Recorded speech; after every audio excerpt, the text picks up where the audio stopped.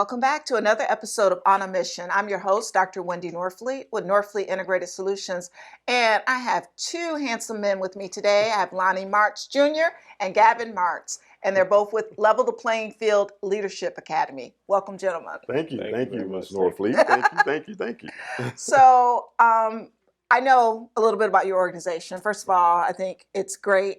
You cater mostly to African American males. Yes. And you are providing skills in them to be successful. Yes. So how did you get started in this? To be honest with you, I spent 11 years playing NFL football. Okay. And one of the things that I realized was as I finished, I didn't have the skill set that I needed to enter into corporate America. Mm-hmm. And no one's paying you to tackle people in the office. So right. Hopefully not. Yeah, that's a lawsuit. So we for me, it was, I was fortunate. You know, I was a single parent home. My mom did great from what I could understand. Mm-hmm. We had a village around her. Mm-hmm. And the tough thing was we still came up a little short, right? Because you didn't, even though you played 11 years in NFL, you still were lacking. Right. And so I imagined all the kids that I saw in the locker rooms that would cry mm-hmm. at the end of getting cut. And I was like, wow, that means that they didn't have anything else. Mm-hmm. And so I wanted to change that narrative. Okay. And so for us, it was about finding the young African Americans mm-hmm. or boys of color, right? And just making sure that they had more. Okay. I know we talk about it, but to make sure they did. To make sure they did. Right. Make sure they had that. Because one of the things is you never want to be penalized for something that you didn't know. Right. And we know the world is going to do that. Oh, let me just tell you. When I did my doctorate program, nobody in my family had went through it before. So I didn't have anybody to ask how to do it or what should I expect. Right. And so every time I get into class, I listen to the professor and I say, okay, that's what I'm supposed to do. But then people who had grew up and they had people to kind of guide them. Yes. There were some shortcuts you could take. I took the whole 7 years. Yeah, but there was people that did it 3 or 4, but they were told just study one topic and do all your papers on that one topic and all your research would be done. So you're ready to write, you write it. Yeah. I didn't know that. Yeah, I didn't learn that till after I got my degree. So exactly. Now I tell people all the time that. Yeah, we didn't know that. And that's honestly, that's where we're at. We have, with our kids, they didn't come up the way I did. Mm-hmm. And so they had access to things. Right. And when you see that access, obviously being an NFL player, we saw a different world than what my mom saw.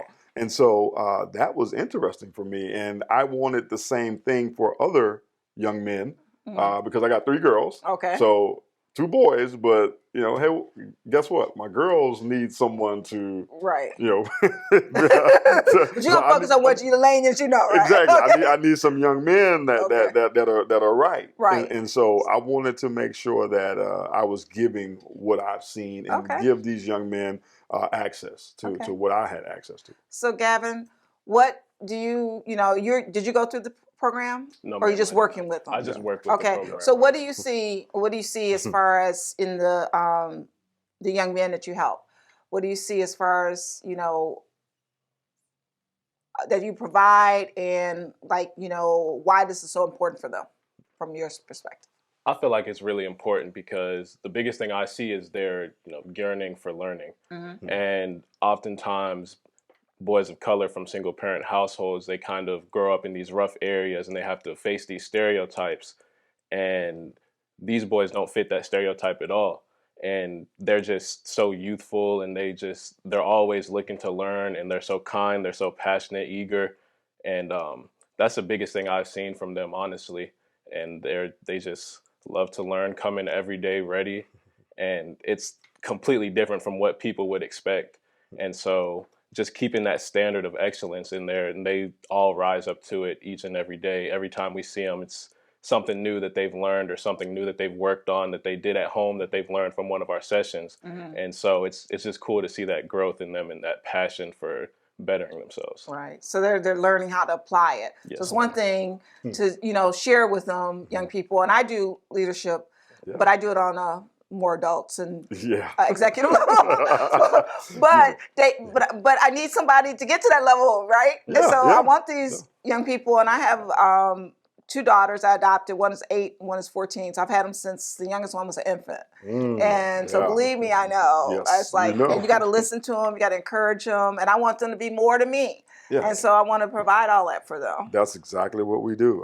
You know, they're not like Gavin said, they're not the boys that are having it rough, but outside their homes it's a little rough. So yeah, we provide that safe space. Well, that's great. I mean, I just love to hear organizations like that. And I mean, if there's anything I can do, just let me know, because that's just like something that touches my heart. So we may have you come over and talk to them. Oh, anytime, anytime. Tell them if they want to get into those executive positions, what they have to do. I just spoke to youth leadership jacks on Thursday. That's what we're talking about. We're starting, and our boys are middle school, so we're starting young. Yeah, we want them to decide, hey, this is where I want to go. One of the best leadership quotes that and I don't even know who said it because they don't have an author, but it's at my oldest daughter's school. And it said, leadership is doing the right thing when no one is looking. Yeah, honestly. And that's what we want these youth to do, right? We don't want to worry, well, we're going to do it because, the teacher or, Ms. Marks said that I have to do it, right? But because they know it's the right thing to do. Yeah. And I think them knowing it's the right thing to do has to do with results that they receive after. Right. They see some results. It's like they're more inclined to follow. Right. So. And the encouragement. So you think encouragement, you're providing them encouragement? Oh, for sure. Just that, reinforcement that what you're doing is right and correct, because as a young person being impressionable, that's something you really look for, because you want somebody to affirm your actions. We're people. Everybody wants to be, affirmed. You want to matter. Yeah. That's what people want to do. I think I tell people want to be validated. And even if they're wrong, but they want to know that you took enough time to say, well, you know what, honey? You tried it, but this wasn't quite how to do it, but let's figure it out or something like that, right? Exactly. You want to know they matter. Know they matter. Well, you both are doing great work. If someone is interested in maybe learning more, volunteering time, making a donation, how do they do that? Reach out. They can go to leveltheplayingfieldla.org and you will find everything you need at that website. Okay. And you can always reach us at that website, from mentorship to getting a new cohort. One of the things that we do differently, some of our unique qualities, is we're small. We're boys of color. And by small, I mean 15 boys in a cohort. Each cohort, we only do one cohort a year. And it allows us to be more intimate with the boys and obviously get to know their families and their situations. We also support our boys from the ages of 10 to 12 all the way to 21. So we're coming right alongside mom and walking alongside with her. So that's a part. And then we're out of school program. We will be with the boys on weekends. We will be with the boys during the week. We do trips. We are honestly getting our boys out, and we want to show them experiences because we think that'll hold them, to keep them from doing those things. Right, because they see this, or I don't have to, it's more than this. Yes, it's more to life than what we normally see. So Level the Playing Field, LA.org. Okay. Thank you both so much. Thank you. Appreciate it. Thank you so much for joining us today and learning more about Level the Playing Field Leadership Academy. And once again, as Lonnie said, please go to leveltheplayingfieldla.org to learn more about them. Thank you for joining us today, and we'll see you next time on Buzz TV.